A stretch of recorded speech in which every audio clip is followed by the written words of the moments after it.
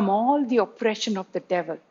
So I want to first of all define redemption. What is redemption? Why did we need redemption? We need to know. We live in this fallen world because of Adam and his transgression. Therefore, we are Satan of this world today is Satan is the god of this world today. That's why this world is a fallen world. But now, if we know what redemption means, and if we know that Jesus has redeemed us with his own precious blood, we don't have to live under the control of the evil one. And all the things that he tries to give us, we can come out of that, because redemption really is repurchasing or buying us back, or preserving us, protecting us, and delivering us from the problems we are in, even avenging the avenger. God is doing that on our behalf. So we need to know redemption in a very, very detailed way in order for us to really live in the beauty and the blessings of redemption. So, whatever the enemy has stolen from us, we can expect it to be returned to us as we meditate on redemption, proclaim the verses of redemption, and get to know what Jesus did to repurchase us from the hand of the enemy. So, if you look at, there are two stories in the Bible, Old Testament stories, where God restored things to man. That is, first of all, Job. Job said, "My Redeemer lives," and that's why he's going to stand on the last day in his flesh. He's going to, even though the worms are going to eat his flesh, he's going to live because his Redeemer lives, he says. That's in Job 19, verse 25 and 26. Even though Job had lost everything while he was on the earth, he lost his family, he lost all his children, he lost his fields were all burnt, and also he lost his health. He became so sick that all his flesh had boils on it, and he was tormented actually by the enemy, by the devil. He's the one who did all these things to Job. But because Job said, "My Redeemer lives," he got back everything. God told him to pray for his friends, and then he got back a double fold of all the blessings that he lost. Also, Ruth. Ruth was a Moabitess. She wasn't even an Israelite in the Old Covenant. And she had lost her husband. She lost her brother-in-law. She lost her father-in-law when they were living in Moab. But Naomi, her mother-in-law, brought her back to Bethlehem. And there she met up with Boaz. He's called her kinsman redeemer.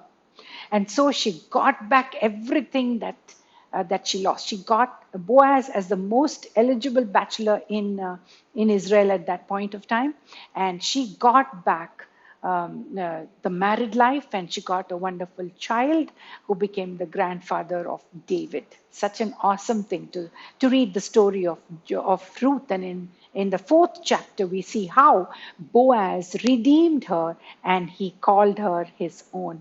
So soon she got back. She was a widow, but she got married again, and she had children also. So we see if the Old Testament can give us that, we know that the New Testament has got better promises than the Old Testament. So we really need to know who our Redeemer is. This is the first part of my study. Know who your Redeemer is. First of all, that he's alive forevermore. He's never going to die. He rose again from the dead with a new body that's never going to die. So you need to tell yourself, my Redeemer is alive and he's going to bless me. He's going to restore to me everything the enemy has stolen, because he's repurchased me. I belong to him. He's going to preserve me. He's going to protect me. He's going to deliver me from every problem that I face as I confess, my Redeemer lives. That's, I told you, in Job. And then we need to see what other thing. Job 19, 25, 26. Please read it in your study. Second thing I want to tell you about is he's our strength and our Redeemer, says Psalm 19 and verse 14. So if you're feeling weak today, even if you've had corona attacking you and you have become weak, you need to say, the Lord is my strength and my Redeemer. And the more you keep saying that, and you have the meditation of your heart that's right, that is about your Redeemer, you will soon see that you will come out of the problems you are in. You don't have to feel weak. You don't have to feel tired. You can be refreshed because the Lord is ready to give His strength to you as you confess, He is my Redeemer. He is my strength and my Redeemer, as the psalmist said. It's so exciting. Also, we see He's our help in Isaiah 41 and verse 14. You know, we need help from the Lord. We can't do everything on our own. And so here he says, He is our help. He's our present help, even in times of trouble. So when you call your Redeemer as your helper and you say, Lord, you are my Redeemer, so now you please help me. I'm in trouble. I need this help from you. He's ready to help you when you call Him your Redeemer. Know Him as your Redeemer. Then I also want to show you that in Isaiah 48, verse 17 and 18, please read these verses. He says, I will teach you to profit. We really need that this time and age where the economy is so down. If you're going to turn to your Redeemer and you say, Lord, you are my Redeemer, you promised me in Isaiah 48, 17 and 18 that you will teach me to profit. I ask you, Lord, I want to be in your school. I want you to be my teacher. I want you to teach me to profit. And I want you to lead me and guide me. And I want to hear your voice and I want to do what you want me to do, because then the promises, then our peace will be like a river, and righteousness like the waves of the sea that never stop. Really so amazing what God has promised. You know, many people have many things, but they don't have peace. And God says, you will have peace like a river, because Jesus Himself is our peace. He said, be of good cheer. I have overcome the world. I have given you my peace, not as the world gives you. Have we received it? Have we received it from our Redeemer? He's our Redeemer who says, I will give you my peace. Just open your heart and receive it like with childlike faith, and just keep saying, God is my peace. He has given me peace. Jesus is the one who's my Redeemer, and He's my peace. Then we see Isaiah 49 and verse 26. Yeah, the last part of that verse says, all flesh shall know that I am the Lord, I am thy Savior, thy Redeemer, the mighty one of Jacob.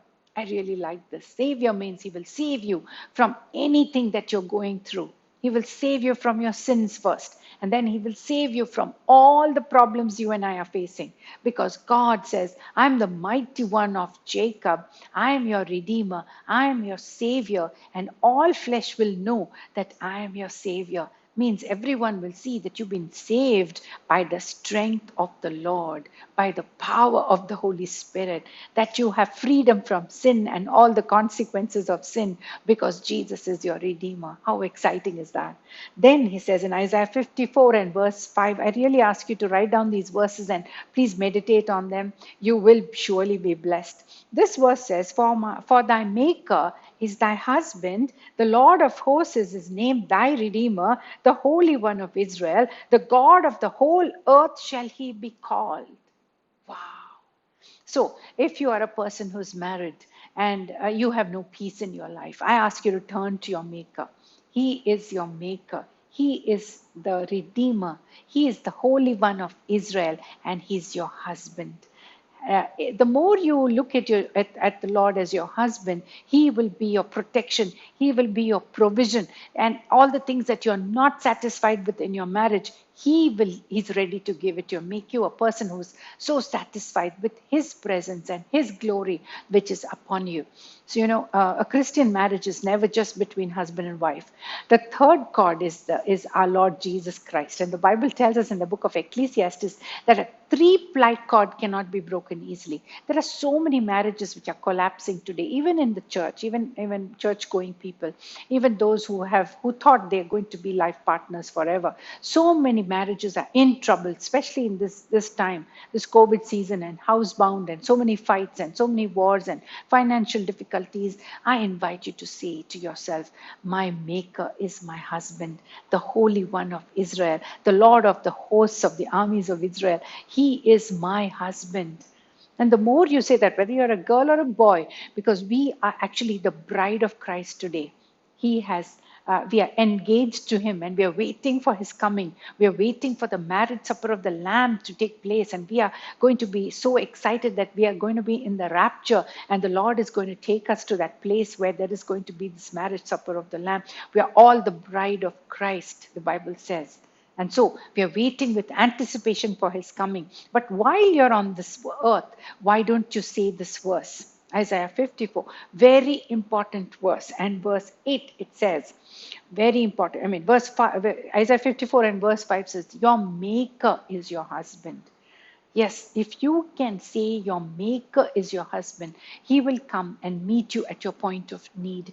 You will be a satisfied person because your heart is on the Lord, and whatever your earthly husband cannot give you, the heavenly bridegroom will give you. If you're married to a lady who's not a nice lady, if you say the Lord is the maker is my husband, soon you will see that your life will become so fulfilling and satisfied because you're looking at the Lord for his strength to be poured into your life, for his satisfaction to come into your life, for he should be your fulfillment. He should be the one who satisfies your soul with his goodness, his mercy, his grace, and his glory. So I really invite you to invite Jesus to be the third chord in your marriage. That's the first thing you should do, because he's the Prince of Peace. When there is a difference of opinion between husband and wife, the Prince of Peace you depend on.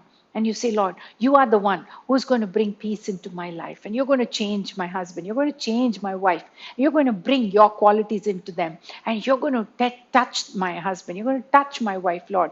And you are my husband, Lord. And I'm going to look to you, Lord. You are my source of all good things. And when you receive him like that, call him your Redeemer, you will see he will manifest himself in your life, in your married life, and you will see you're a satisfied person. Also, Isaiah 54 verse 8 says, for a little while I hid my face from thee, for a moment, but with everlasting kindness will I have mercy on thee, said the Lord thy Redeemer. Are you ready to receive his mercy today? You know, if you're a person who is depressed and sad and unhappy, it's because you've not opened your heart for the mercy of the Lord to flow into your life. His mercy includes his love, his great love with which he loved us, his everlasting love, his unconditional love, his love in which we must be rooted and grounded all the time. So he's saying, I will have mercy on you. I am your Redeemer. I am the Holy One of Israel. I hid my face from you for a moment, but I am drawing you with everlasting kindness. How good God is. Just turn to him today and say, Lord, have mercy on me. I call you my Redeemer, and you will see the blessings of mercy flowing into your life, and you'll be so happy. The next verse I want to tell you is about Isaiah 63 and verse 16. Isaiah 63 and verse 16. He says, he's a loving Father. Do you know him as your loving Father, the Redeemer? Thy name is from everlasting to everlasting. So do you know him as your Father? Do you know God as your Father, your Redeemer? Yes. You know, the triune God is working for our redemption. They're all interested. The Father, Son, and the Holy Spirit. God the Father sent his Son, who went on the cross in our place as our substitute. Then God sent the Holy Spirit, who raised him from the dead and made him sit in heavenly places with us in heavenly places, so that the fullness of God will flow into us. Do you know him as your loving Father and how he was involved in your redemption? So these 10 points are very important. Know your Redeemer from these verses and get excited. He's ready to be your help. He's ready to be your husband. He's ready to teach you how to profit. He's ready. He's ready. He's ready to be your life. Your Redeemer is your life. I'm so excited about it. He's your restorer. He will restore everything the enemy has stolen. Now let's look at that. What has he redeemed us from? We want to look at that. And I'll tell you the points. I'll tell you the verses. Please meditate on them and get blessed. Keep saying that to yourself over and over again. Proclaim it over your life and see the work of redemption come to pass in your life. Okay, what are we redeemed from? Lamentation 3:58 says he is redeemed our life. How wonderful is that? So your life has been redeemed from the hand of the enemy. You're no more belonging to the devil because Jesus has repurchased you. And so it says, O Lord, thou hast pleaded the cause of my soul. Thou hast redeemed my life. Our soul is the one that gets into a lot of trouble. It's our thinking, our will, our emotions which get us into trouble. But He's redeemed our soul. And now He says here, He's redeemed my life. So beautiful. So, not to worry. If your soul is depressed, you say, no, my soul has been redeemed by my Lord Jesus Christ. And I'm not going to live the way Satan wants me to live. I'm not going to receive his thoughts into my soul. I'm going to decide that Jesus has redeemed my life. And I'm going to say that. And the more I say it, we will experience that in our life. Next one I want to tell you is Psalm 34 and verse 22. He's redeemed us from desolation. Many people go through desolation. Now, what is desolation? It says, the Lord redeemeth the soul of his servant, and none of them that trust in him shall be desolate. None of them that trust in him shall be desolate. What is the meaning of that? We won't be lonely. There are so many who are lonely today. Also because of this lockdown. They are so upset that they are all shut up in their house. Lonely, unhappy, empty, helpless, without friends. He will save us from all this. When we say, Lord, I will not be desolate because you are my Redeemer. You need to say that with your mouth and see that come to pass in your life. It's so simple. Next one I want to tell you about is 2 Samuel 4:9. This is David. He's speaking right now and he's saying, the Lord has saved me, as the Lord liveth, who has redeemed my soul out of all adversity. He's redeemed my soul from all adversity, he's telling. As the Lord liveth. He's talking right now and he's telling here, from all the difficult situation, adversity is really all the difficult situations you and I have been in.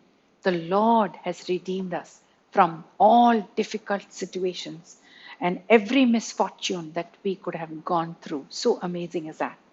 Next one is from distress, 1 Kings 1:29. As the Lord liveth, he has redeemed my soul out of all distress, he says here. What is that distress? Extreme anxiety. Some people go through so much anxiety. Even thinking about the lack of money that we are going through in this COVID situation.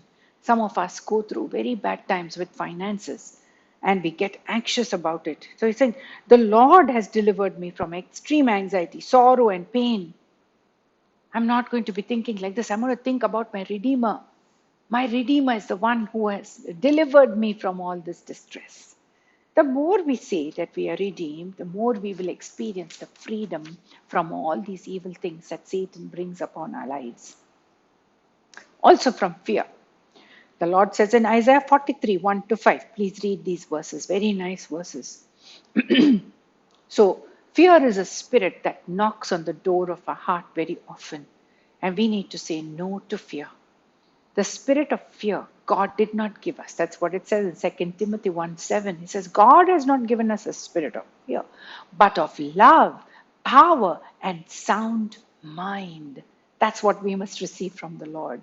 And when the spirit of fear knocks on our heart, see these verses from Isaiah 43, 1-5, and you will see God says, fear not. Fear not. I have redeemed you. I have called you by name. You are mine. Don't get frightened. Don't get upset. Don't get distressed. Don't get desolate. Don't live in adversity. Come out of it by saying, the Lord says, I am yours and you're mine. And that is such a reassurance for us. He says, when you go through the waters, you will not be drowned. When you go through fire, you will not be burnt because you belong to the Lord. He will save us. He will bring us out of those problems that we are facing. Why don't we say these verses? It's all because He loves us so much. He says, I have redeemed you. I've called you by name. You are mine. Say that to yourself and believe it with all your heart and see the redemption that comes into your life. And you start experiencing the freedom from all this oppression as you confess Christ as your redemption. Next, He's redeemed us from all evil. In Genesis 48:16, Jacob is telling Joseph here, the Lord has the angel that redeemed me from all evil bless these lads, he says.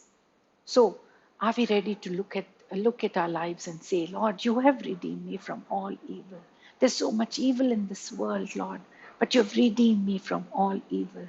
I thank you for it, Lord Jesus. This is our response. So much of thanksgiving. Also from death. It says so in Hosea 13:14. I will ransom them from the power of the grave. I will redeem them from death, says the Lord. How wonderful is that? So, do not get frightened of death also, because the Lord says, I will redeem you from death. So beautiful is that. Then, from all curses, this is very important. Very often we see suddenly some curse coming on us because someone in authority has spoken something against us. And no, you want to come out of that. You don't want to live in that way. You want to come out of those curses by looking at Jesus hanging on the cross for you. What is the reason for which he hung on the cross for you and me? It is to deliver us from the curse that comes from the law. The law of Moses brings us into curses.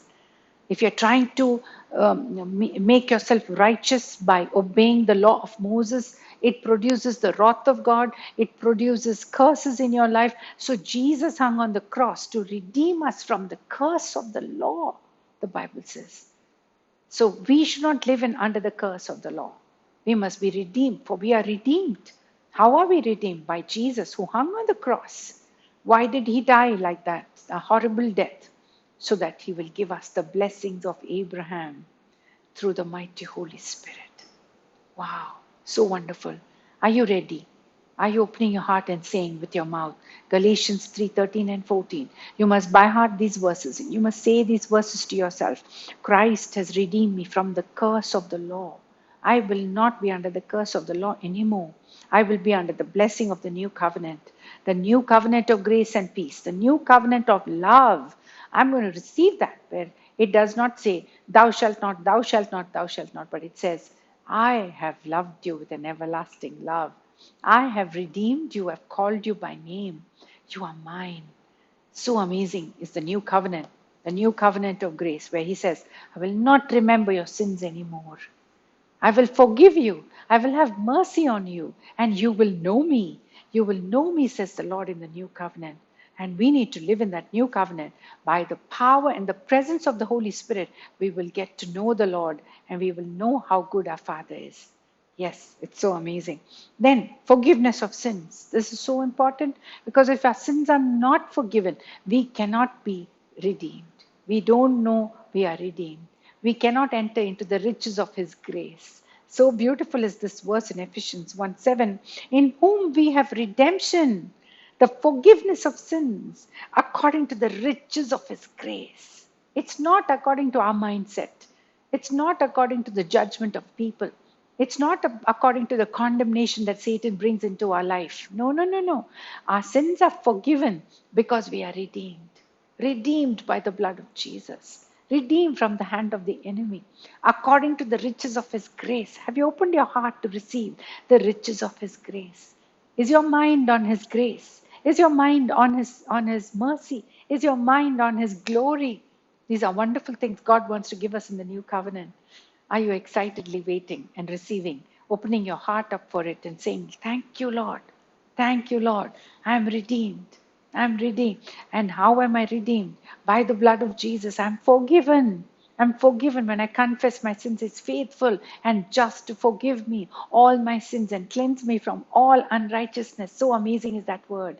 Yes, are we ready to receive it? This is a work of redemption. Our Lord Jesus is the one who shed his blood to die in our place so that our sins are forgiven. The moment we repent, the moment we come to the Lord, the moment we say, Jesus is my Lord, I believe in his sacrifice for me, then our sins are forgiven according to the riches of his grace. I just love that word so much. Then we also see the same verse in Colossians 1:14. But I want to read out Hebrews 9:12 and 15.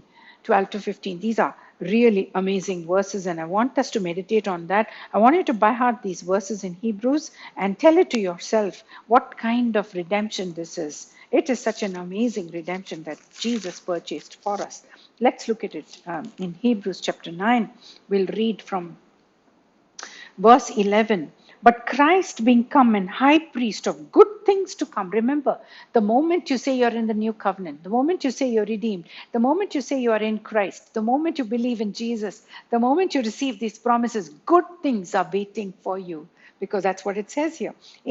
But Christ being come as an high priest, he's a high priest of good thing to come, by a greater and a more perfect tabernacle, not made with hands, that is to say, not of this building, neither by the blood of goats and calves, but by his own blood he entered in once into the holy place, having obtained eternal redemption for us.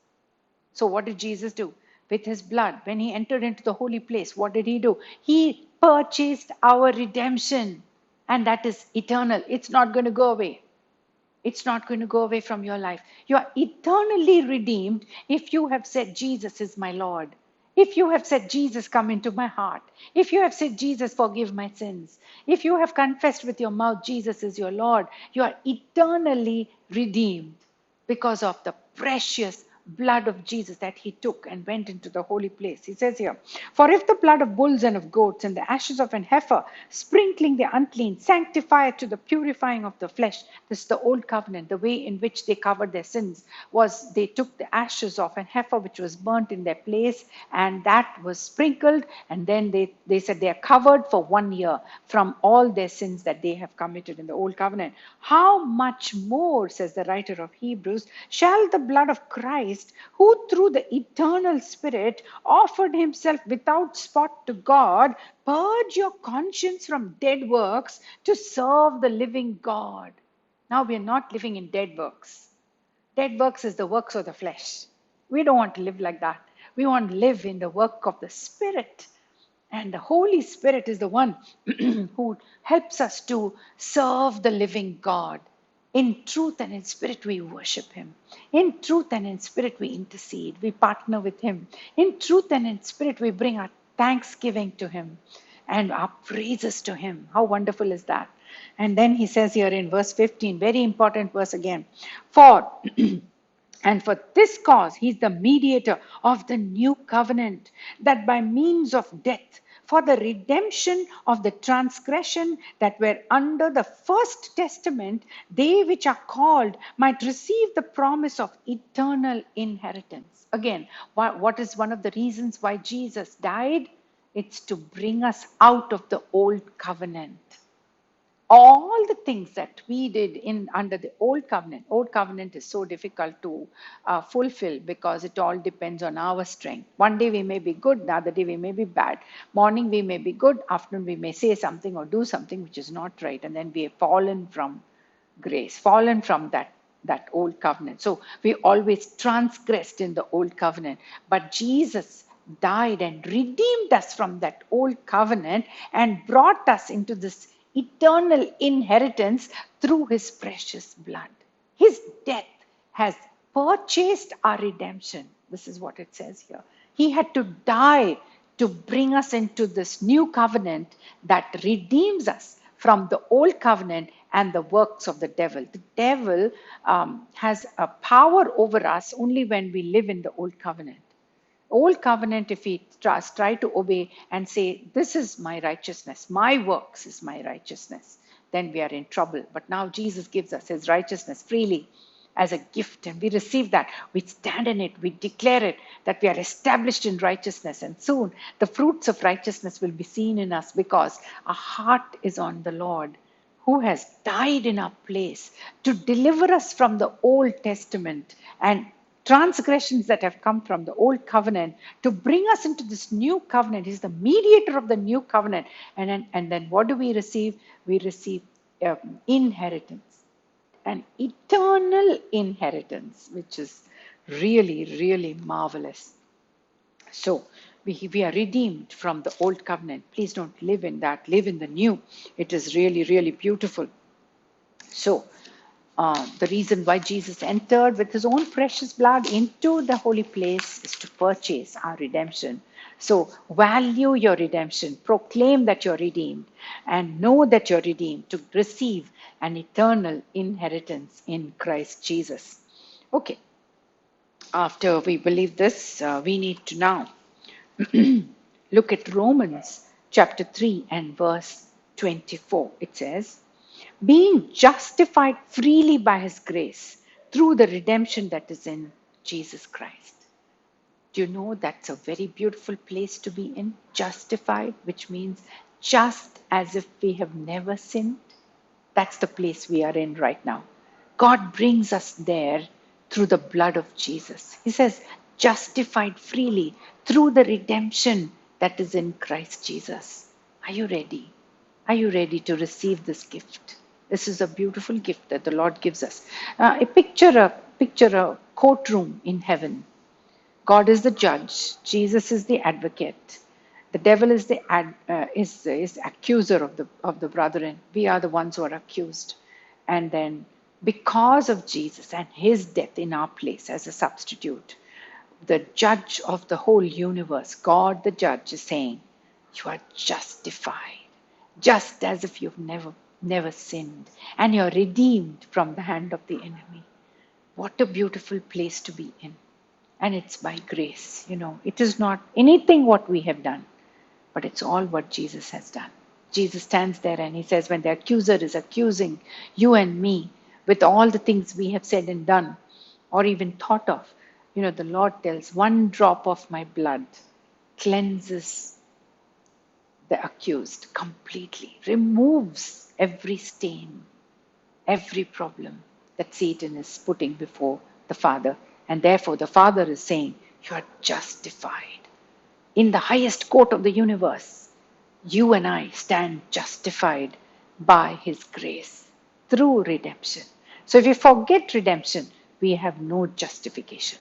It's only because Jesus died in our place and shed his blood, paid for our punishment of sins, and set us free from the domain of sin and darkness and brought us out. So are we ready to say, thank you, Lord? Thank you, Lord. It's not what we have done. It's what Jesus has done. It's so exciting that our Redeemer, who loves us so much, the mediator of the new covenant, who loves us so much, who made this new covenant for us between God and himself, so that we in Christ can receive all these blessings that have come our way. It's so amazing. In Psalm 103 and verse 4, it says, actually the whole Psalm, David's Psalm, it's here 1 to 5. It's all talking about redemption again. It's talking about the benefits of the cross. How when Jesus hung on the cross, we are forgiven of all of our sins and healed of all of our diseases. And our soul has been redeemed from destruction. That's so wonderful. And we need to confess that over our life. Instead of getting frightened of the coronavirus, instead of saying, oh, I might die if I get this virus. No. You need to say, my soul has been redeemed from all destruction. I will not be destroyed because Jesus died and rose again. I'm not forgetting the benefits of the cross. I'm not forgetting what Jesus did for me on the cross. I'm saying, Lord, I thank you for what you did. You redeemed me from the power of destruction. Satan wants to destroy us. The Bible says he's come to steal, kill, and destroy. But Jesus said, I have come to give you life and life more abundantly. Have we received his abundant life? Every day we need to open our heart and say, Lord, you are my abundant life. You are my eternal life. You have come to give me a life that is so satisfied because you are my satisfaction. You are my redemption, Lord. And I receive it today in the mighty name of Jesus. Okay, the next one I want to tell you about is we are redeemed from the hand of the enemy. We need to say that very, very often. Whenever you see the enemy is trying to trap you, giving you thoughts, giving you words, giving you actions, even giving you diseases that have come your way, you need to open your mouth and say, no, Satan, you hear me now. This is what Psalm 106 and verse 10 says. Psalm 107 and verse 2 says. Psalm 136 and verse 24. All of them say the same thing almost. But Psalm 107 verse 2 is my favorite out of these three. Three verses I want to give you about how we are delivered from the hand of the enemy. One is Psalm 106 and verse 10, Psalm 107 and verse 2, Psalm 136 and verse 24. It says here, let the redeemed of the Lord say that they are redeemed from the hand of the enemy. Sometimes we just sing that song, let the redeemed of the Lord say so. That's not enough. We need to say, the Lord has redeemed us from the hand of the enemy.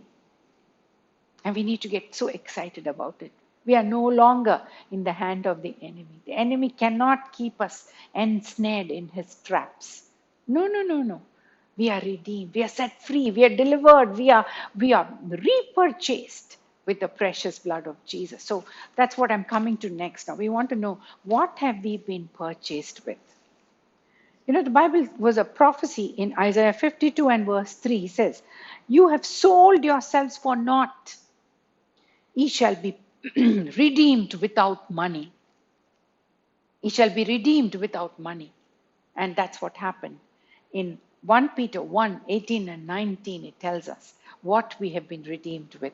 We are redeemed by the precious blood of Jesus, not with silver or gold, not with vain traditions that are there in this world, but by the precious blood of Jesus. Are we ready to value our redemption? You are so priceless because Jesus paid the highest price for you and me to be redeemed from the hand of the enemy. That Satan could not match it. If he had come with some gold or silver, Satan could have matched that. But he came with his own precious blood. He came as a sacrifice. You know, the Lord was requiring a sacrifice for our sins from the beginning. If you look at Genesis itself, we will see how God had slain an animal to clothe Adam and Eve with skin. Instead of, they were already covered with fig leaves, but God was not happy with that. He wanted, there had to be a death so that these two could live little longer. You know, sin always brings a punishment. That punishment is death. So somebody had to die. There had to be a lamb that had to die so that Adam and Eve could live. Now today, we can live, not only live here on the earth, but live eternally because the lamb was sacrificed on our behalf. The Lamb of God that took away the sin of the world was sacrificed for us. And if we believe in that sacrifice, we are going to live forever. And it says how we've been redeemed is by his precious blood. Not with silver or gold, not with money, not with anything that is perishable, but with the precious blood of Jesus, which is imperishable. It's alive forever and ever. And then he tells us here why he redeemed us. Let's look at that. Very exciting. He redeemed us because he loved us. Isaiah 43 and verse 4 tells us that. He redeemed us because he loved us. Can you believe God loves you? Yes, he loves you with an everlasting love. He loves you with an unconditional love. He loves you because he says, herein is love, not that we loved God, but that he loved us and gave his son as a propitiation for our sins. Have you received this gift of salvation, which is God's love poured out for us on the cross of Calvary? Yes. Secondly, Psalm 111 and verse 9 says, he sent redemption to his people to make a covenant for us. Do you believe that? The reason why he laid down his life was to make a covenant for us. Without shedding of blood, there is no covenant. That's why he made a covenant through shedding his blood. And he sent redemption. Jesus is our redemption. And so to make a covenant for his people. To bring us back to God is the third point. That's Revelation 5:9.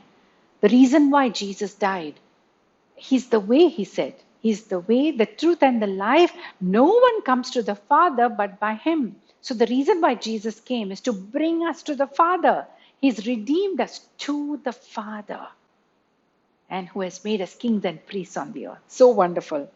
So, are you excited? Do you belong to your Heavenly Father? He loves you so much. And he's a God of covenant. The more you know the new covenant, the more you live in the victory that Jesus won for you. Next one is 1 Corinthians 1:30 and 31. So that Christ becomes our redemption. You know, you and I are placed in Christ by God the Father. And Jesus is made unto us. God made Jesus our wisdom, our righteousness, our sanctification, and our redemption. 1 Corinthians 1:30. And 31 says, he that glories, let him glory in the Lord. We must boast about Jesus all the time. That's our job. Let's get excited to boast about him. And also, he gives us an eternal inheritance. We just saw that from Hebrews chapter 9 and verse 15. Eternal inheritance. To give us an eternal inheritance, Jesus was made our Redeemer, and he's given us redemption. Now, what is uh,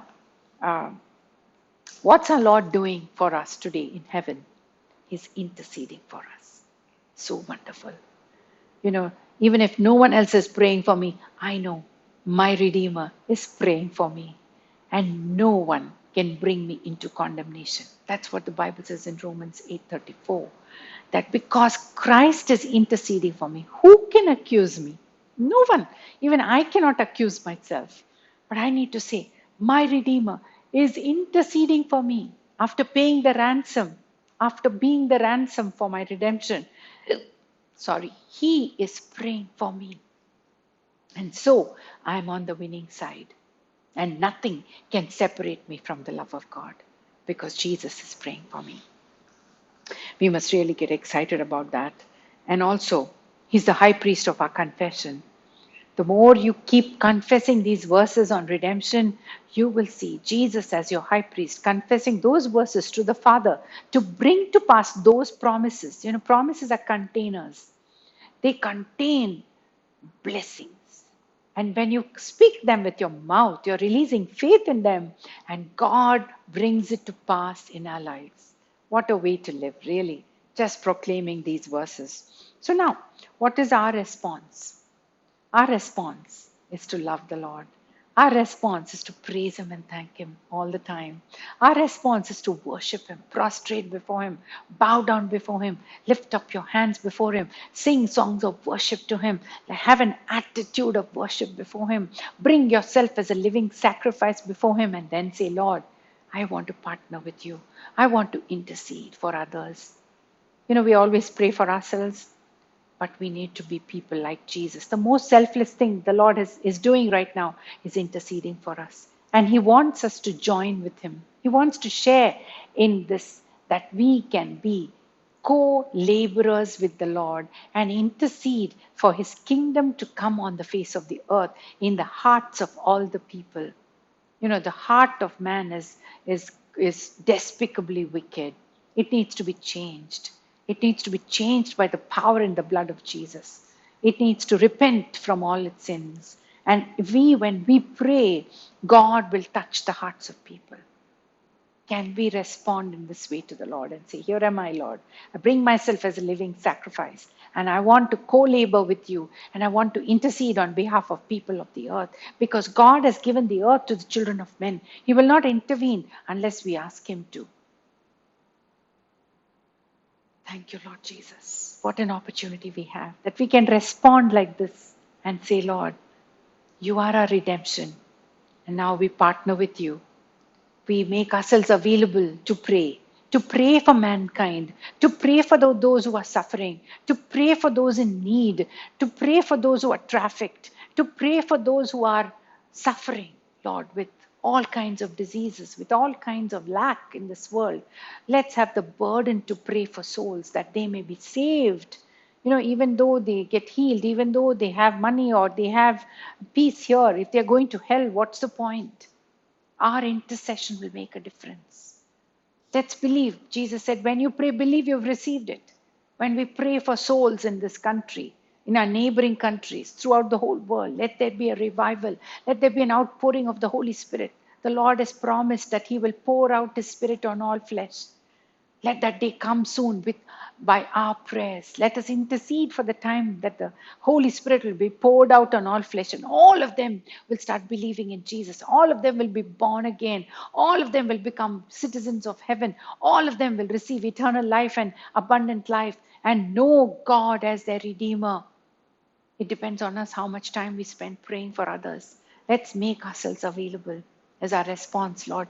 Not only we praise and thank and worship him, but we are also saying, Lord Jesus, I am here to stand in the gap. I'm here to pray for others. I'm here to bring in the harvest, Lord, with my intercession. and with my sacrificial prayer and praise and giving for the extension of your kingdom. Shall we pray? Father God, we thank you.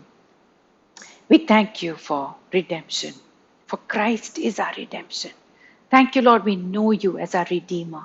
Thank you, Lord, for the precious blood that you shed for us to redeem us from the hand of the enemy. Thank you, Lord, the enemy is completely defeated in our lives and we are set free by the power in the blood of Jesus. Lord, we want to look at you, our Maker, as a husband. The Lord of the whole earth is our Redeemer. Lord, we thank you. The Holy One of Israel is our Redeemer. He said, fear not. I pray that everyone listening to this broadcast will be free from fear. Fear of the unknown, fear of diseases, fear of lack, fear of loneliness, fear of distress, anxiety. All the fears, bow down to the name of Jesus and free the people right now, because we are free from all curses, all evil. Everything is under the power of the blood of Jesus. And I call everyone listening to this broadcast free from every curse that Satan has brought over them. Lord, we open our heart to know the new covenant. You are the mediator of the new covenant, Lord. Bring it into our lives, Lord. Give us that eternal inheritance that you promised us, Lord. We open our heart and receive it. We thank you, Lord. We have an eternal redemption and we have an eternal inheritance. We come with thanksgiving into the